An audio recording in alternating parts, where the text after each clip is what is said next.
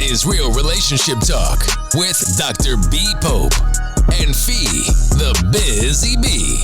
Real Talk is a podcast that covers everything that will help you to improve yourself and the lives of others. And just sometimes we might discuss the tea in the streets. Now, I want to introduce Dr. B. Pope and Fee, the Busy Bee.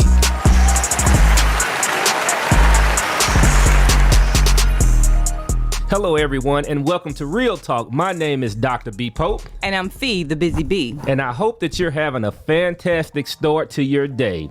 And as we always say, if you start your Saturday off with us, you started your Saturday off right. That's right. And I hope as always you learned something, that you were able to share something, that you was able to encourage someone with something this week. And I know for myself, it's been a great week, but I know one thing that I learned this week, I think it's a valuable lesson, is that you can't put all of your eggs in one bucket. All right. And I say that because I had a situation this week where I thought someone was going to come through and I did not get any other quotes. I did not get any other options. And I just knew this guy was going to come through for me. But he didn't. All right. So then I'm scrambling at the last minute, just trying to find other options. And it all worked out. But I think that was a valuable lesson that I learned. And I know Fee the Busy Bee, we were on a walk one day. She said, honey, do you think you should have just kind of started this process earlier? And I was like, yeah, but I really thought that guy was going to come through. So in business, in life, I just think you just got to have options. So that's something I learned this week. Yeah, you definitely can't put all your eggs in one basket. And, you know, we go through things like that where we really are counting on someone. And so I've learned just to always have a backup. Because sometimes with that person, it may not even be personal. It's just that they may have some things going on, or the connection that they had prior is, you know, they don't have that anymore. So whatever the situation is, I think it's just always great to have options. That's right. So what we're going to be doing, because Fee and I, we've been, out of the country celebrating our anniversary. So this is our first live show, probably in 3 weeks, 2 weeks? Yeah, it's been a while. I know we had a funeral one week and then we went out of the country the next week. So it feels good just to be back in the mix again, on the air with Fee the Busy Bee, my wife, my best friend, my lover. I mean, she's just awesome. And I'm so glad that she's sitting right next to me this morning. Oh, it's so sweet. So this morning we're going to celebrate, I guess, an iconic woman. I mean, who led the way for so many. I think about all the young ladies today that are moguls, or quote bosses, and we're going to lift up Oprah Winfrey today. She's our Black history icon of the day.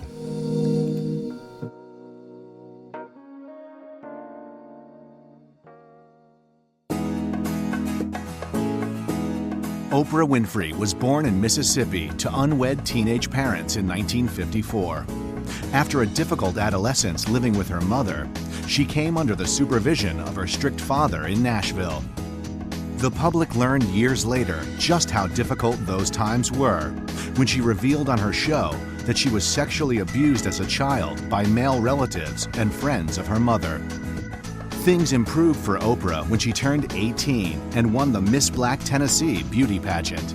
The win led to a part-time news position on a black radio station. In 1976, she moved to Baltimore to host a program called People Are Talking. After 8 years on the show, she was recruited by a Chicago TV station to do AM Chicago, which would eventually become The Oprah Winfrey Show. Oprah's popularity led to a role in the Steven Spielberg film The Color Purple, for which she earned an Academy Award nomination.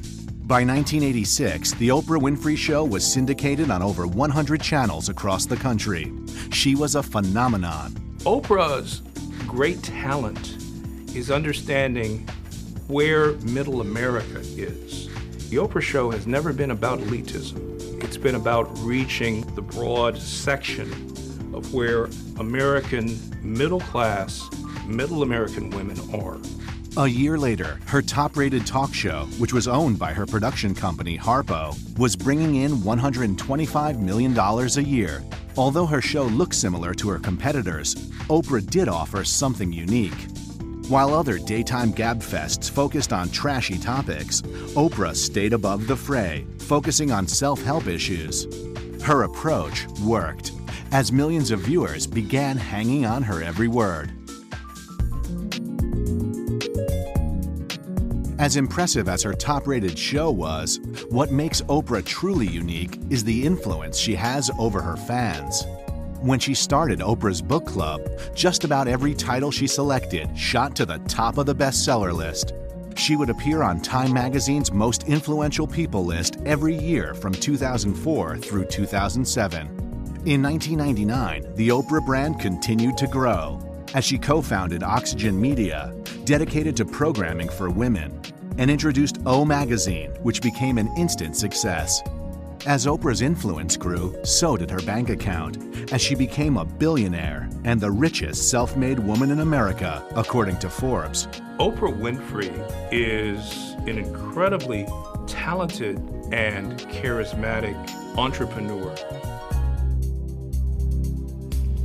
In 2007, Oprah opened the South African Leadership Academy for girls, but the school was soon the center of a sexual abuse scandal. Oprah used her typical hands-on approach to make sure the screening process for staff was changed and improvements were made. As her empire continues to grow, with magazines, radio channels, and the Oprah Winfrey Network, this media icon has achieved a level of success and influence like nothing ever seen before in popular culture.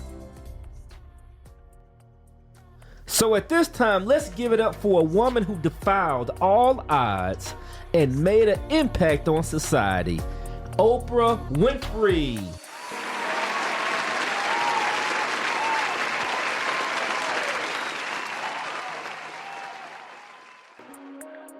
What time is it? It's time for the tea.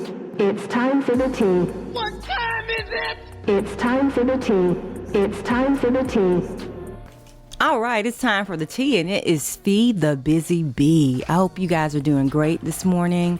It's been some great talk about new ventures and doing great things. A lot of people are really trying to pivot and make their mark in 2025. And let's talk about Nas, the rapper as we know him from Queens. A casino backed by Nas will be making its way to Queens, New York, as Afrotech previously reported that If I Rule the World, artists teamed up with the resort's World Casino, New York City, and its parent company, American East, to open a $5.5 billion Las Vegas-style casino in its own neighborhood. Yes, Nas. Planned projects include a performance space that can sit 7,000, a partnership with 30 new food, beverage vendors, and 1,600 new hotel rooms inside the Hyatt Regency at the John F. Kennedy International Airport. Beyond revenue generating, additionally, the proposed including housing units that could serve up to 3,000 employees and 10-acre park space of commuters. So this is just something great. This is an ambitious project that will give new opportunities to the hardworking families who call Queens home, and attract the top tier talents and build up the next generation of leaders. Clearly with this project, the world is ours, Nas said in February 2000. So this is just so cool. So we know when these things take place, they take a while to get built and, generate the things that they're talking about they're going to be doing. So this is something that we're going to be able to look forward to in Queens. And what a great thing to do for Nas is to go back and give to where he grew up and what helped him be the rapper that he is, that's made him well known. That's awesome. So you want to give Nas some shout out. That's awesome. Yes, let's give Nas a shout out for doing something so great. And on the other hand, we also have great news about pivoting, but not so much doing stuff to bring in generational wealth or to bring in wealth to yourself, but to take the wealth that's already been given to you and bless someone else with it.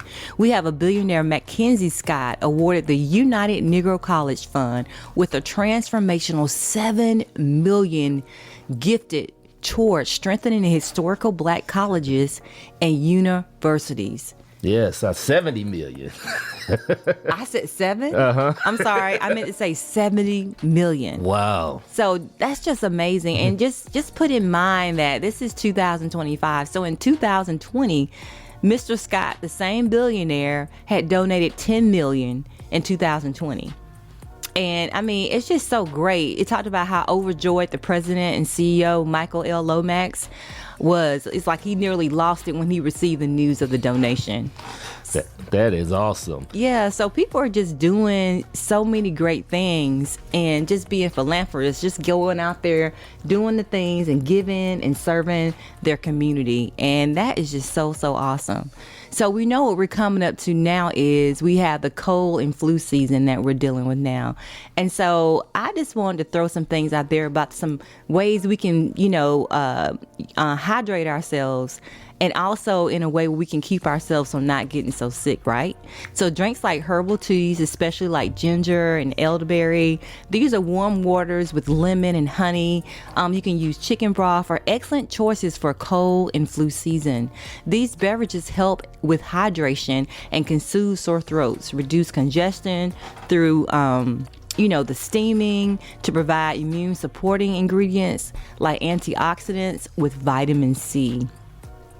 So these are some things that can really be able to help us in this time as we're looking forward to this season. And always remember, guys, ginger, honey, and garlic always works. So if you start getting that tickling in your throat or whatever, go ahead on and get that ginger and, get that garlic and get that honey, and go ahead on and get you some lemon juice or lime juice, whatever you prefer, and put it in a little jar and mix it and let it sit.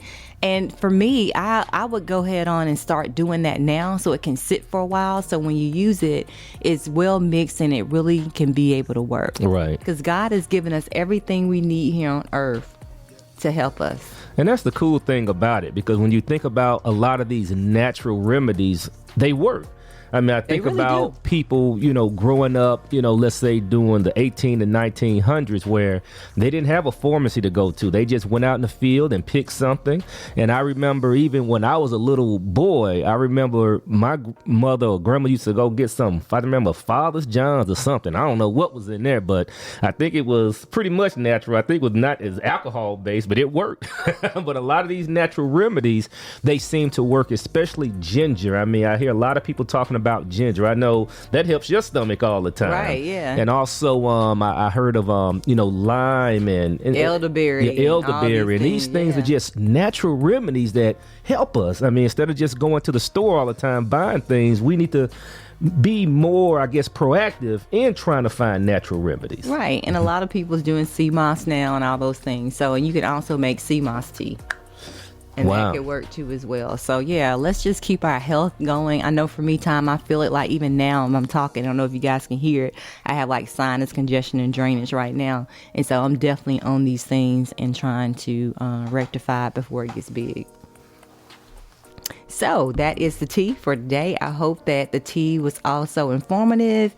And I hope that you've been encouraged by people who are willing to give back to where they came from and the blessings that they received to be able to bless others. It's Fee the Busy Bee, and that was the tea. Hey, that's awesome. Well, I know it's been so many things since we've been gone in the political arena, but I'm not going to touch none of that this morning. No, why? No, I'm not going to touch that. That might be a whole show next week or something like that. It's just been so much going on. I mean, with the assassination of Charlie Kirk and just all the things that have been around that. I mean, and think about some of the bills that's been going into effect lately, and it's just been a lot. The UN situation. So it's just been a lot going on, but. Taking your job away because you say something like it's intense, man. It's some rough stuff out there. And then Comey, he's indicted now. They're gonna do an investigation on him. I mean, it's just sad that someone could be in power, and if someone disagrees with you, and you say you're gonna go after your political opponent like that, this is just not the America that I'm used to. I mean, even in the past, I've seen different, presidents do some different things, but I guess I'm older now, so I'm a little bit more involved in politics. I have a voice that I really didn't care before, being honest. When I was in my 30s or 20s like that, I remember one time when Bush won the election, when they found all of these votes in Florida, I remember that got me a little riled up when I started thinking like, man, this stuff is a little shady, but the things that are going on today does not compare to any of those things that went back, was going on back then. So I will probably want to talk about a little bit more next week. But this week, I just want to talk about our topic that we're going to be talking about today. Well, it sounds like a plan, but I know that we still have power because we can vote. Oh, yes. So I think that's what I look more toward. Like, okay, what can I do? How can I add to make a difference? No, that's so true, because you have to vote, guys. And I know that a lot of people are complaining who did not vote at all. Or voted for the wrong person, right? Complaining. I think about the farmers. They're crying out because of these tariffs, because they're losing so much money. And so you got me talking about it, Feed the Busy Okay, Man. You baited me. But anyway, the farmers are very upset. I mean, because they're actually going bankrupt now. But again, they voted against their own interests. And now a lot of the farm, like soybeans and corn, that was exported to China. So guess what China's doing? China is buying a lot of their products from Brazil.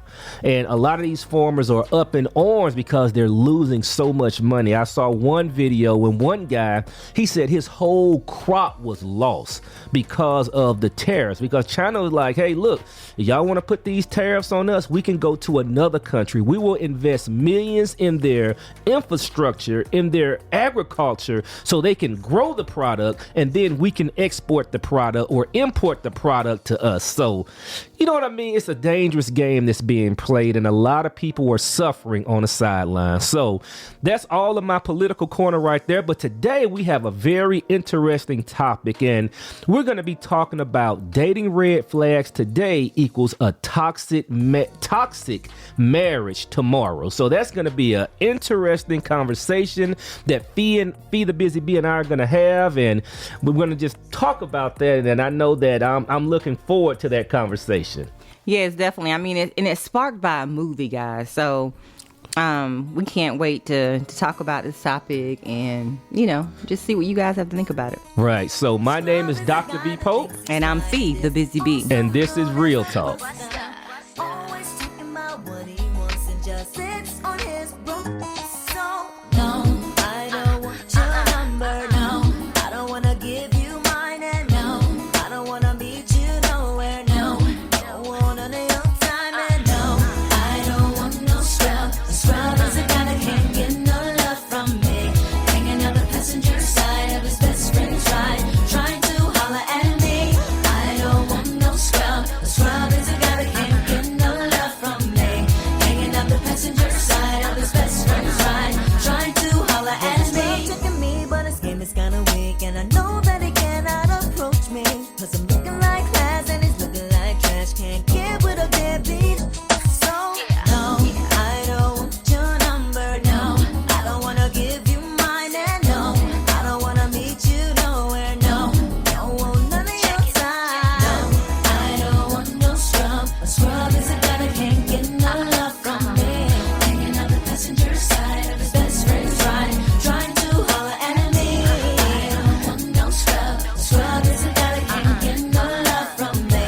Hanging on the passenger side of his best friend's ride, trying to holler at me. You don't have a car and you're walking. Oh yes, son, I'm talking to you. If you live at home with your mama. Oh yes, son, I'm talking to you. If you have a shorty that you don't show love. Oh yes, son, I'm talking to you. Wanna get with me with no money? Oh no, I don't want no scrub. No scrub. No, no. Scrub. No, no, no, no. Scrub. No, no. I don't want no scrub. A scrub is a guy that can't get no love from me. Hanging on the passenger side of his best friend's ride, trying to holler at me. I don't want no scrub. A scrub is a guy that can't get no love from me. Hanging on the passenger side of his best friend's ride, trying to holler at me. If you can't spatially expand my horizons, then it leaves you in a class with scrubs, never rising. I don't find it surprising if you don't have the G's to please me and bounce from here to the coast of overseas. So, let me give you something to think about. Inundate your mind with intentions to turn you out. Can't forget to focus focus on the picture in front of me. Do it clear as DVD on digital TV screens. Satisfy my appetite with something spectacular. Check your vernacular, and then I get back to ya with diamond-like precision. Insatiable is what I envision. Can't detect acquisition from your friend's expedition. Mr. Big Billy, if you really wanna know, ask Chili. Could I be a silly? Not really. T-bars and all my senoritas and stepping on your felines, but you don't hit me though. No, I don't want no scrub. Scrub is a guy that can't get no love from me. On the passenger side, his best friend's right, trying to holler at me. I don't want no scrub. Scrub is a guy that can't. Hey, it's Fee the Busy Bee, and I'm here with Better Care for You. We treat our clients like family, and we live to care. Why call us? We take our mission to provide exceptional in-home care in familiar surroundings seriously. Our services are companion sitter, personal care, and we also work with Alzheimer's and dementia patients. Call us today at 678-900-8397.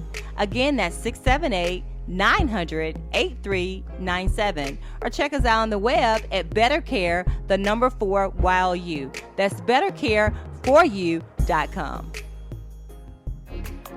Are you feeling overwhelmed, stressed, or lost in life's journey?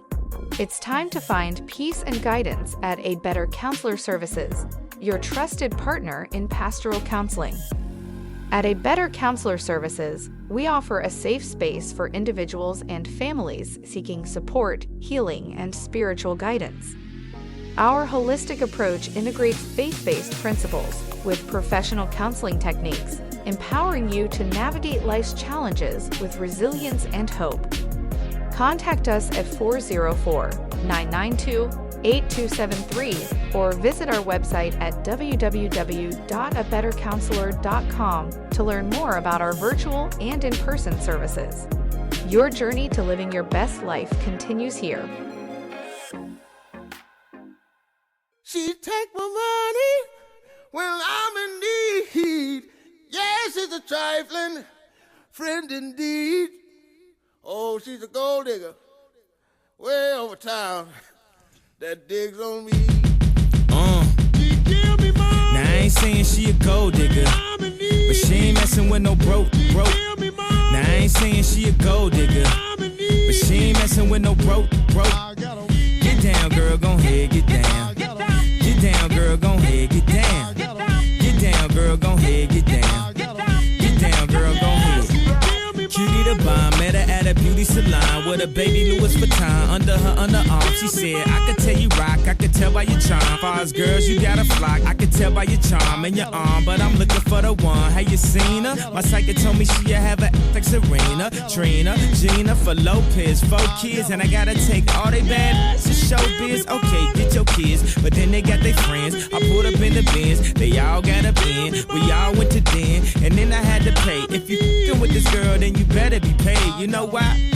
Take too much to touch her. From what I heard, she got a baby by Buster. My best friend said she used to f*** with Usher. I don't care what none of y'all say, I still love her. Now I ain't saying she a gold digger, but she ain't messing with no broke.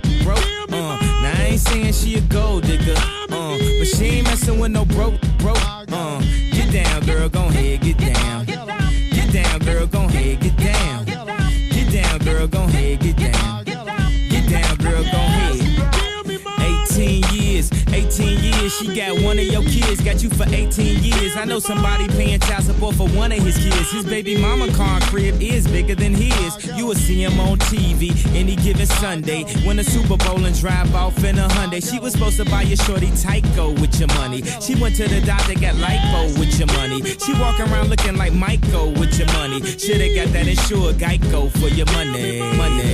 If you ain't no punk, holla, we want prenup. We want prenup, yeah. It's something that you need to have, cause when she leave, she gon' leave with half. 18 years, and on her 18th birthday, found out it wasn't his. Now I ain't saying she a gold digger, but she ain't messing with no broke. Now I ain't saying she a gold digger, but she ain't messing with no broke. Get down, girl, gon' ahead, get down. Get down, girl, gon' ahead, get down. Get down, girl, gon' ahead, get down. Get down, girl, gon' ahead. Now I ain't saying you a gold digger, you got knees. ladies, you don't wanna do the smoke, but he can't buy. You go out to eat, he can't pay, y'all can't leave. His dishes in the back, you gotta roll up your sleeves. But while y'all washing, watch him. He gon' make it to a beans out of that toxin. He got that ambition, baby. Look at his eyes. This week he mopping floors, next week is the fries. So stick by his side. I know his dudes ballin', and yeah, that's nice. And they gon' keep calling and trying, but you stay right, girl. And when he get on, he leave your for a white girl. Get down, girl, gon' ahead, get down. Get down, girl, gon' ahead, get down. Get down, girl, gon' ahead, get down. Get down, girl, gon' ahead. Let me hear that back. Hello, everyone, and welcome back to Real Talk. My name is Dr. B. Pope. And I'm Fee, the Busy Bee. And that was Kanye West and Jamie Foxx talking about Gold Digger when I'm in need. And the first song was No Scrubs. And you think about, why do we play those songs today? It's because a lot of people, that's how the perception is sometimes when it comes to men towards women, that a lot of women are just gold diggers. You know what I'm saying? They want you for your money. And then for a lot of women, they think that some people are scrubs. You know, they got to have a certain level before I will give you any type of play. That's right. We want you to drive the car, honey, and not be the ride on the other side. Yeah, but stop being the passenger, honey, and trying to go ahead and drive that car. But do you have a car?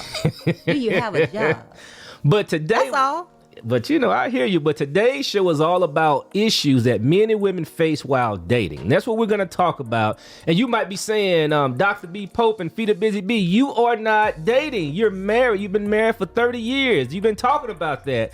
Well, even though we're married, hey, we still talk to a lot of people. And then for me, I love talking to people when I go out and ask them about the dating scene. Yes. And also I do my research. And what we're going to talk about today are some of the things that people who are single that they're going through when they're trying to get to that next level when it comes to married or even just being in a relationship at all. So that's what this show is about. And Felicia was inspired about this, and she can kind of talk why we decided to make this topic for today. Right. So me and Dr. B, we were chilling and watching TV, and of course we were watching Lifetime. And any Lifetime movie, but this movie was totally different. And I cannot remember the name of the guys that saved my life, but it was about this young female who was dating, and she wanted to date so much and wanted a man so much that she was throwing herself on this guy, and he was a scammer. He was not who he said he was. I mean, it was sad. She got pregnant by the guy. He had conned so many people. So, you know, she had gotten so depressed to where at a point where her mom was like, look, you need to get this funk. You need to figure out what you're going to do. And you need to fight back. Mm-hmm. And so then that's when she started gathering up information and finding out all these different people that he had, you know, did the same thing with. And I mean, it was just really, really sad. Because he had messed up her credit and everything about it. Everything took money about from things, her. you know. He bought her, even the first date, he had champagne and was trying to do all this stuff. He goes, oh, I left my wallet. Right. You know it was about 600 because he ordered like some Cristal. It was like 13. It was like a lot of money. It's like over $1,000. Wow. And so it was just sad to see.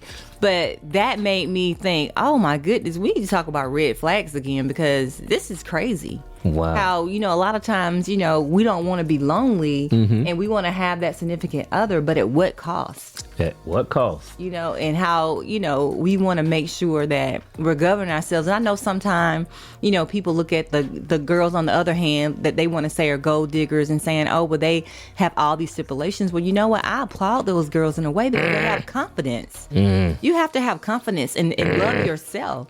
And I think sometimes it's just self-love. Well, you kind of putting the cart before the horse. But now. I'm just saying. So that's one of the. Yeah, but I just want to help people to understand the reason why I'm saying what I'm saying. Okay. You know, because about I don't the gold think, digger thing. or just people in general, because I don't think women are just weak, but I think everybody can understand and relate to someone being lonely and someone not wanting to be by themselves. Right. And I think sometimes when we take that and it's mixed with not already having confidence in our own self and our own values, then it really goes to a whole nother level.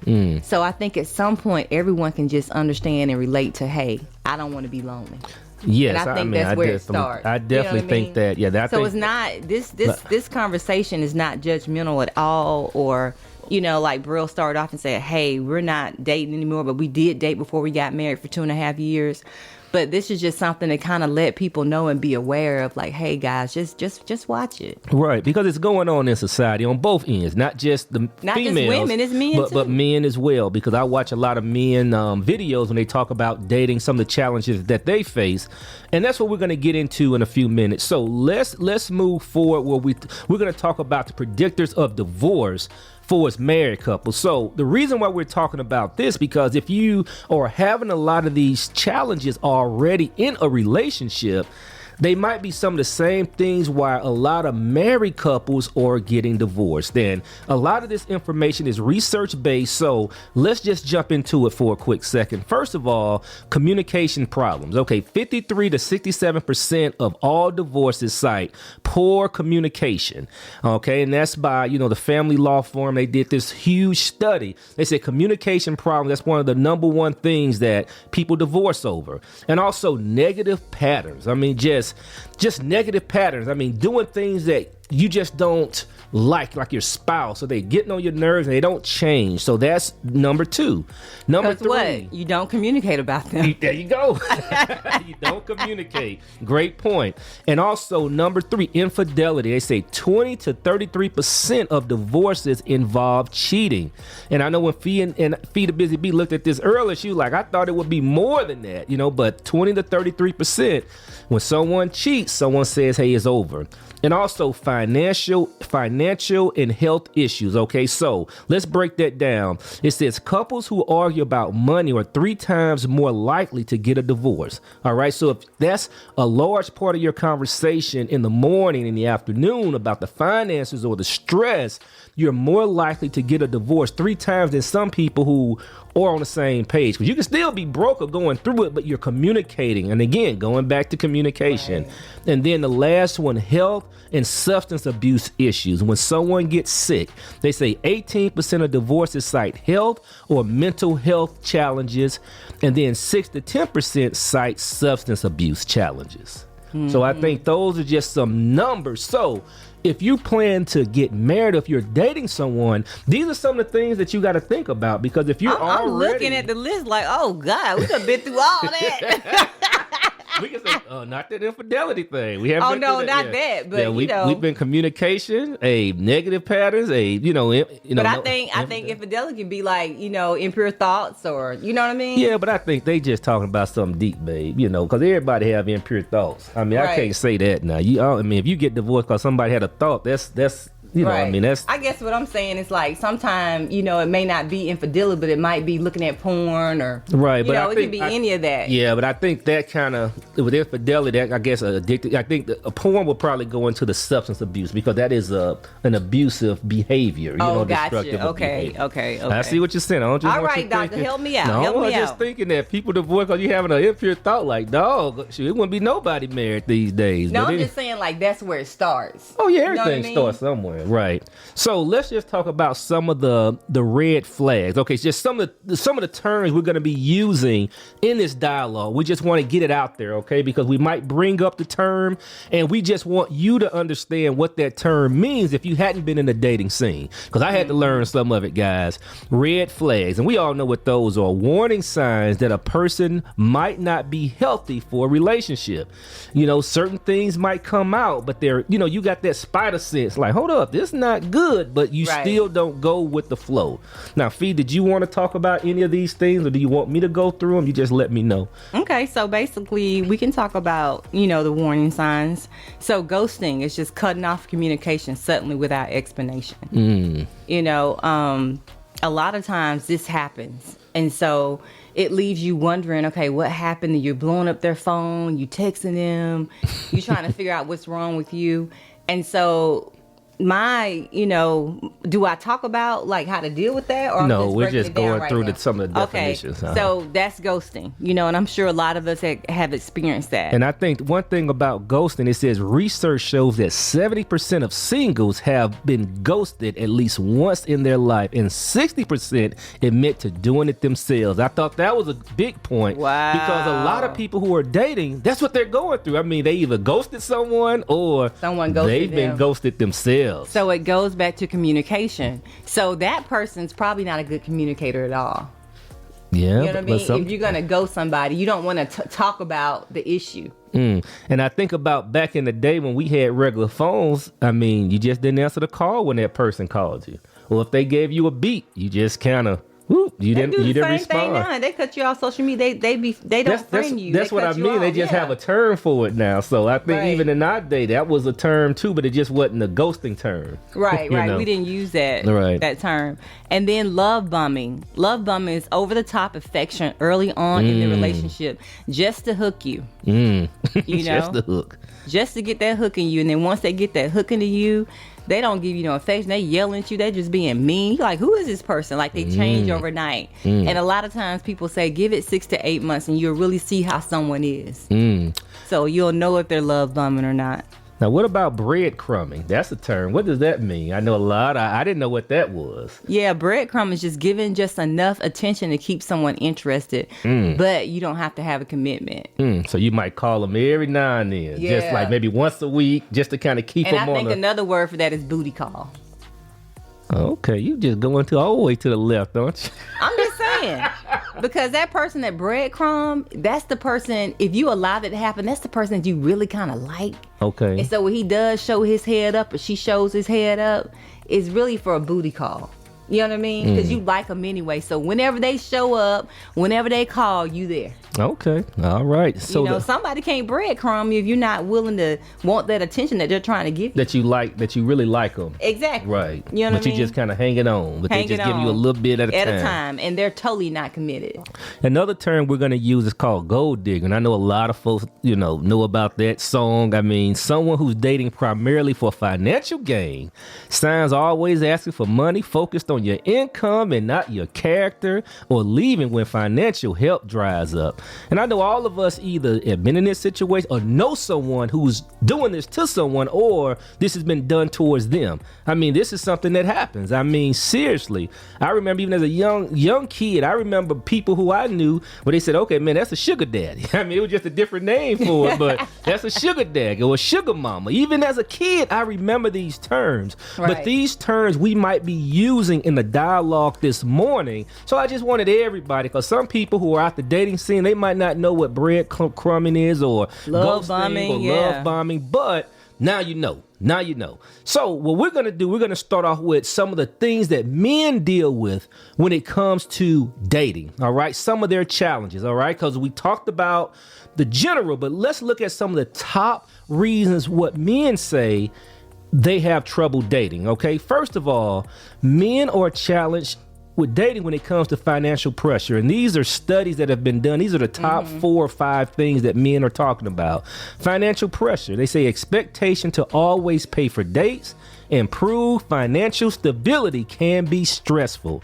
And I believe this because I've seen so many videos. I think one went viral when a young man wanted to take his first date now, out to the Cheesecake Factory. And she went off like, hey, this is not the first date. You're not spending any money on me. This is not a nice restaurant. And a Cheesecake Factory is a nice place, but men are feeling this. I saw one video, I think we even played it on our show, an audio, where a young man was taking someone out on the first date. He went to her house and she asked him for money for her 3 kids so they could eat dinner. Now, the 3 kids weren't going on the date. It was just him and her, but she wanted money so she can call Uber Eats so her kids could eat at the house while they were on a date. Now that's some crazy stuff right there. But that's what men are feeling right now. Financial pressure. And also number 2, fear of rejection, right? Men often face higher rejection rates, especially on dating apps where women receive more attention. And now this was new for me. This was some good information. But you know what? That's good. It makes me think about what's the name of that new show that we've been watching? Queen's Men or Men's Queen? No, we ain't watching no Men's Queen. No, you missing it to me. You said you had saw it. Not saw it, but you saw, the clip of it, the commercial for it. It's with the black couple. It's Robinson or You know what I'm talking about? It's a couple. I'm trying. I can't think of their names, I guys. thought you were talking about that Holly Robinson and her husband. Oh, okay, yes. I think Queen's Court, I thought you were talking about that crazy show when a lady got a strip club or something. I was like, that's some crazy looking stuff. What show you You're talking about some Queens men on BET, and I said, you should be watching that crazy show. No. It's Queen's Court. Okay, I might have said Court. Queen's Ben. I'm sorry, guys. It's Queen's Court. I was like, what? I ain't watching that. But anyway. You're not watching that real. Not joking. But yeah, so anyway, with Queen's Court, I noticed that too because, the women have to tell the men whether they want them or not. Uh-huh. And I had saw it last night, and one of the girls had to tell him that, I think it was Lisa Ray, that she didn't want to be with him or whatever. Mm-hmm. And he just started crying. The man started crying? Yeah, and I was like... Oh, national TV? And in my mind, at first, I want to think, dog, that's weak. Because that's what we naturally think. Right, but he was showing his emotions, But right. he was showing his emotions. And I was like, man, it is a fear of rejection for men. Mm-hmm. Because they're most of the time the initiators. Right, and I think the fear of rejection too, because it's a certain stamina you got to have. Yeah. You know what I mean? Like I see that. I got to keep my, no woman is not going to reject me. And then when it happens, it cuts. Mm-hmm. I remember guys, when their girl broke up with them, man, they were in the pits. So how did you feel when I rejected you the first time, Burrell? Yeah, I don't think you rejected me. Did you? I don't know. I'm just going with the flow. I'm joking. I like that. So I'm thinking like, what? I had to go back in the memory bank on that one. I thought you were talking about something else. But yes, fear of rejection and also misunderstood intentions. Yeah. Men talk about this a lot. Men may be stereotyped as only wanting sex, even when seeking serious relationships. And I think that's so important because I think women automatically, not all women, I don't want to say all women, right, put men in a box like, man, if I go on a date, that's what you want at the end of the date. You want sex. And all men aren't like that. Some men really do want relationships with someone. Some men really do want someone that they can build something with, as opposed to, man, I just want to get you home. But sometimes the stereotypes that women have about men, especially if they're a certain type of way, they can be prejudged. And again, that's a challenge that a lot of men seem to face. Now, some men want that, at the end of the first date. They want you to know that's what I said. Yeah, they want you to know that. But right. A lot of men aren't that way. A lot of men do want to build something special. And also, another challenge that a lot of men face when it comes to dating, emotional vulnerability. Cultural pressure to be strong makes it harder for men to open up and build deeper connections. I mean, just like Fee the Busy Bee just said when she saw that show, her first inclination when he was rejected, when he started crying, what did you say? Man, he's weak. Man, he's weak.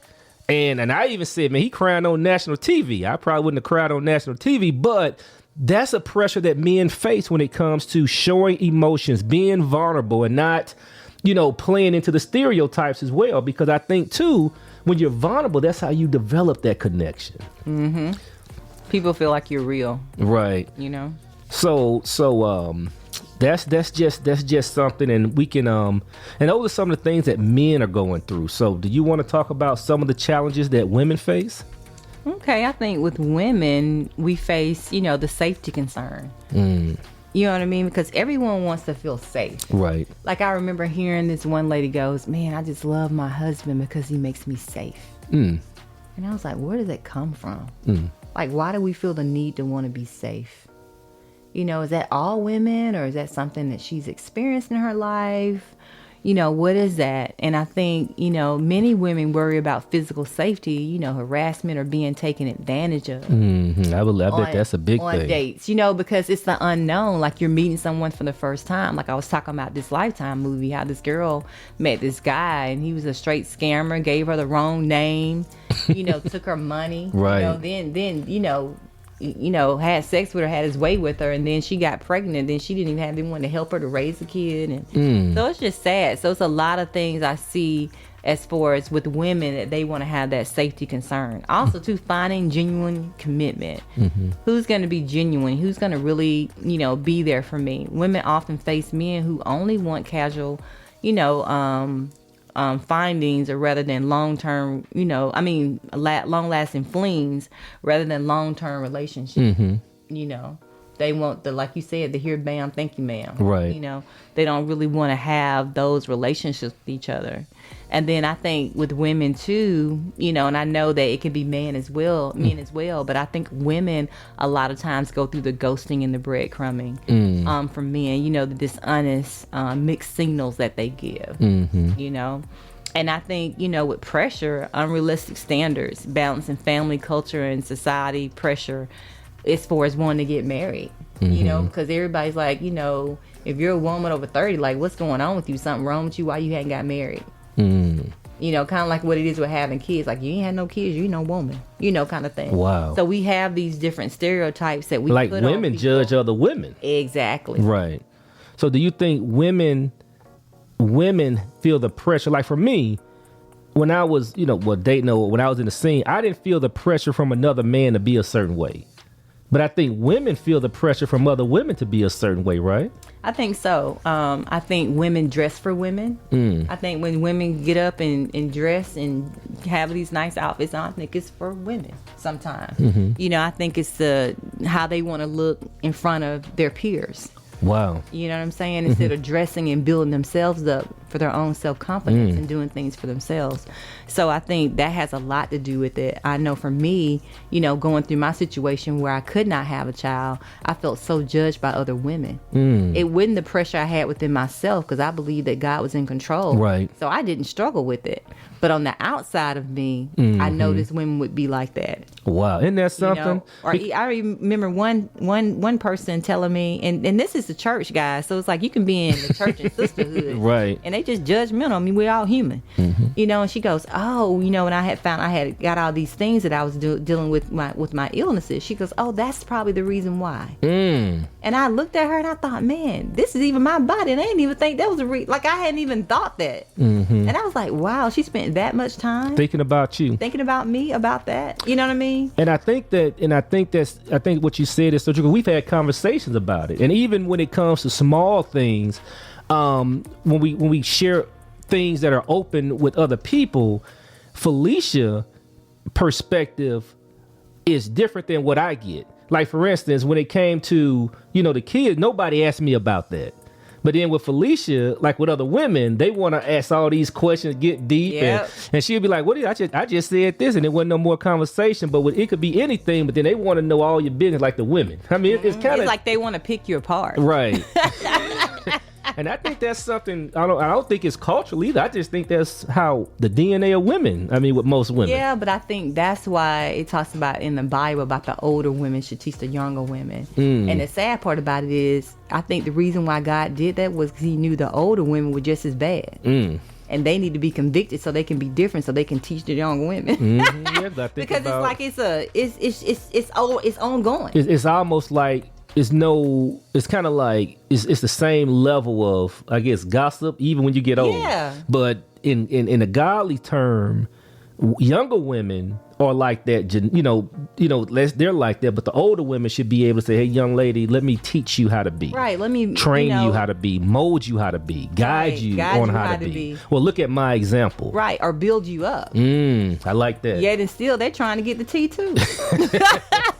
Well, because of time, what we're going to do, let's go ahead, you know, on our notes to section 6. So let's just talk about practical advice. Now, one of the things I want everyone to understand is that if you're dating someone and some of these things are coming up in your relationship, these are things that you have to think about, because in married, those little small things, I mean, when you're married, those little small things they're going to amplify 20 or 30 times when you get married. I'm being honest. If you do not learn how to deal with those things, I mean, trust me, because you're going to have a whole lot of other things that's going to come at you. Whole lot of other things that you never had because you're single. Right. So, but if you have all of this drama going on in a relationship now, if you do not deal with it at that point, it's going to amplify when you get married. And I think that's why a lot of marriages aren't stable, because I think a lot of couples, they have a lot of stuff even when they were dating, they bring all of this stuff in, and then you have kids and you add some more variables, and a lot of people just can't deal with it. So it's easier to run. It's easier to go look, the grass is greener, as opposed to really working things out if you've never ever tried to work things out before. So let's just go through some practicals for singles. Okay. Just go, and I like number one is, and you could talk about that because learn I know your that's self-worth. That's kind of what I just got through talking about. You got to have your own self-worth and your own confidence. So no matter what someone says to you or about you, you know who you are. Right. In a relationship, you don't have to throw yourself at somebody because you know whose you are and who you are. So I want to play a little audio clip that will kind of reiterate that. Okay. What is wrong with you being less valuable to somebody, to one specific person out of a billion plus something people in this world? If this person has certain standards and principles, it's okay for me to be less valuable to them according to my situation and these circumstances. But I may be valuable to somebody else. What's most important is I'm valuable to myself. Your self-worth is an estimation of what you value, what your strengths are, how you view yourself, your orientation to yourself. If a person comes in and say, hey, I don't want to deal with that, I know I don't have the capacity to do so, and to me, you are less valuable. If that person says that, that is okay. That is their right. Just like if a man came to you with 7 kids and 3 failed marriages, you may say he's less valuable to me. I wouldn't want that. It's absolutely okay to not be valuable to everyone. That's the time when you look and say, okay, I'm not valuable to this person. There is somebody else out there that I'm valuable. That's good stuff. And I think the catch of it is what she said. It's like, I can go to somebody else. For some reason, we don't think that person is out there for us. And so we start lessening the things that we value within ourselves and what we expect from the other person. I love that. Because we don't think the other person is out there. We don't think who's for us is out there. And who for you is out there. That's right. And even if they come 30 years later. They're there. They're there. And sometimes, we miss it because we're so insecure within ourselves. We can't see it. Or, that person, they don't look like a Hollywood star, so I don't know if that's the person. Or it's like, who are you picking the person for? So for somebody else for you to walk beside and they go, ooh, honey, look at Ken and Barbie. You know what I mean?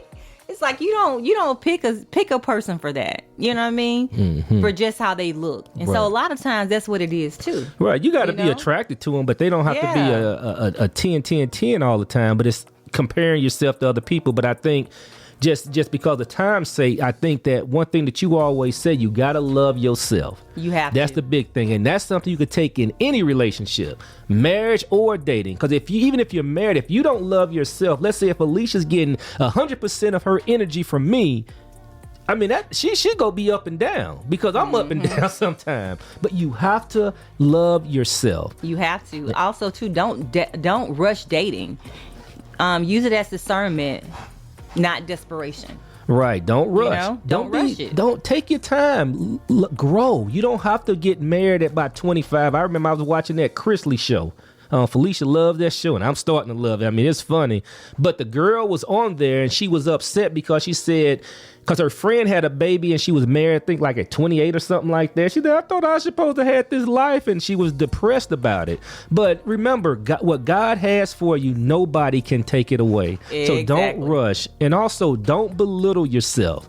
All right, I have an audio clip, but because of time, I can't play it. But don't belittle yourself when it comes to insecurities. And in the audio clip, he's talking about how sometimes even we make ourselves small to build others up, even when they're talking about us. All right, so basically what's going on, let's say if I was super insecure about a situation, Felicia would go, she would just get deeper insecurity because of my insecurity. She would kind of take a seat back. And I understand with leadership, I think the woman, you do need to let the man lead, but you don't need to lose yourself or who you are. Right. Don't dim your light. Right. And also too, pay attention to the patterns. Right. And not just the promises. Anybody can say anything about what they're going to do for you. But you need to see the proof. I love that. What's your pattern? What are you doing for me? Invest in your own growth first. Don't invest in making somebody else happy. You're not even happy. Wow. Invest in yourself and always allow yourself to be happy. Always bet on you. Bet on you. And I'm telling you, you'll never fail with that. And, the data reminds us, With nearly half of marriages ending in divorce, the choice you make now in dating has a long-term consequence. So just remember, don't belittle yourself. Make sure that you know your own worth. Don't rush things. When you are getting a chance to date someone and get to know them, look and, assess, and really expect the things you want to expect. Right. And don't let go of those things and hold on to those and pay attention to those patterns. And then, too, have a sober judgment of yourself. This is not on my list, but have a sober judgment of yourself, and don't base your judgment of others on social media. Because I think there's a lot of people giving these women bad advice on social media. You need to do this with a man. Don't do this with a man. Don't do this. Don't accept this. And at the end of the day, that person is still single. And that's the problem with me. If I'm going to take advice from an expert. Don't take advice from somebody who's still in the situation that you are in. Right. And here's the deal, guys. We can learn from anybody. I think you can learn from singles and stuff. But I think when you're at that capacity where you are trying to talk to the masses about something. Because here's the deal, too. Even what we're sharing about, we just have to be sober about it, too. Everyone has a different... we can say these things, but you're in a situation and this pattern comes up a little different, and he's looking a little shady. But what's the situation? This guy's had an amazing job but just got laid off. It's like everything has a different... Yeah. It's hard to just say, this is what you do. Pinpoint. I guess I'm so you gotta use wisdom. I guess I'm so biased about gold diggers and women who trying to take advantage of men. So I'm on the other side of that fence on that one. Because I guess there's so many people who just they think a man should make $70,000, but I think you just missed what I said, though. Okay, babe. help me out. You missed me. I said this guy could have had an amazing job, but then just got laid off. That doesn't mean I'm going to kick him away. This guy has the potential. He's at the earning power. So this guy knows, what he's doing, and he's someone that inspires me. So why am I going to get upset and not want to be with him just because he got laid off? Well, I guess you see what I'm saying? Yeah, I understand that, and I love that. Yeah, every situation is different. I guess I'm just caught up. Not what you said. I was just throwing something out there that I think sometimes people hear these social media gurus and they tell them because this guy is not this to kick him to the curb. Right. So I'm an advocate of what you're saying. I'm a proponent of that. And I just wish more people would be proponents of that mindset instead of the mindset of it's a script, because it's not, because everybody's journey is different. Everybody's journey is different. But if you just think that when I was talking about the experts are saying, these people, some people, they hear that and they think it's Bible. And I think that's what I have an issue with when it comes to experts. That's why I mentioned that. Gotcha. But y'all, we have to get ready to go. But here's the quote.